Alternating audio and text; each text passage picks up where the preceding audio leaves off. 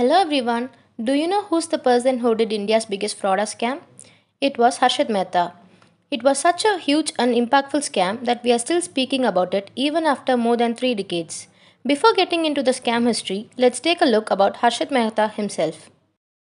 Harshad Mehta was born on 29 July 1954 in Rajkot district of Gujarat in a lower middle class family. He started his career as a salesperson in NIACL. He was into hosiery goods, cement industry and diamond sales before entering share market. Harshad Mehta noticed growing opportunity of share market and wanted to get into it. So now, what is a share market? It is a place where people buy and sell shares of a company. Brokers are also present in this process to make this process easy. To gain more knowledge about share market, he joined under a brokerage firm for employment. It is obvious that brokers earn certain percentage of commission in the process of selling and buying shares. It is also said that brokers are one among the few who make a lot of money in the world. Later, Harshad Mehta started his own brokerage firm, namely Grow More Research and Asset Management.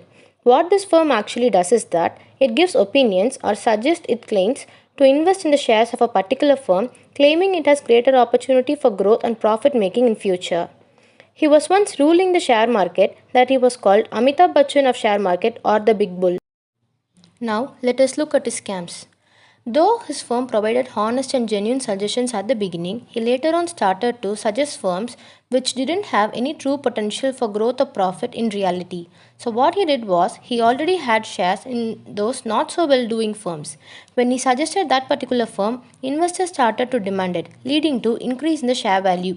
Later, when the share prices are high, he sold those shares and made profit out of it. This was the first scam carried by him.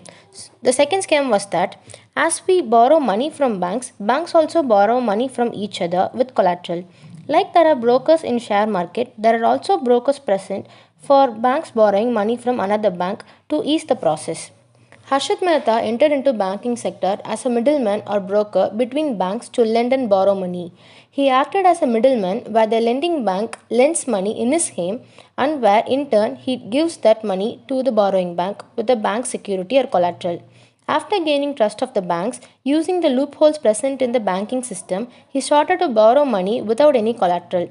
He invested crores of money in shares of a very small firm, leading to increasing in its share price and gaining profit out of it. His scam was brought to light by Suchitra Dalal, who was a journalist in Times of India. She released an article about this, which led to investors to withdraw their invested money in bulk amounts. Share prices started to decline.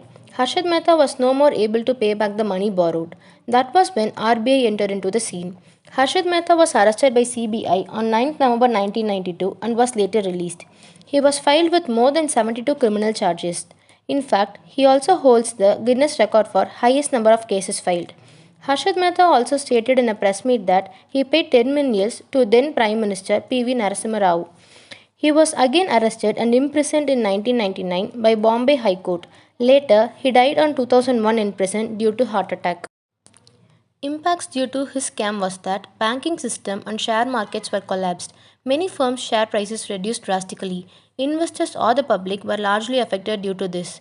Indian share market in particular broke down as 40% or 1000 billion was wiped out. RBI formed a separate committee regarding this and stated it was 10,000 crore scam. In today's rate, according to the inflation, it is estimated to be around 24,000 crore scam.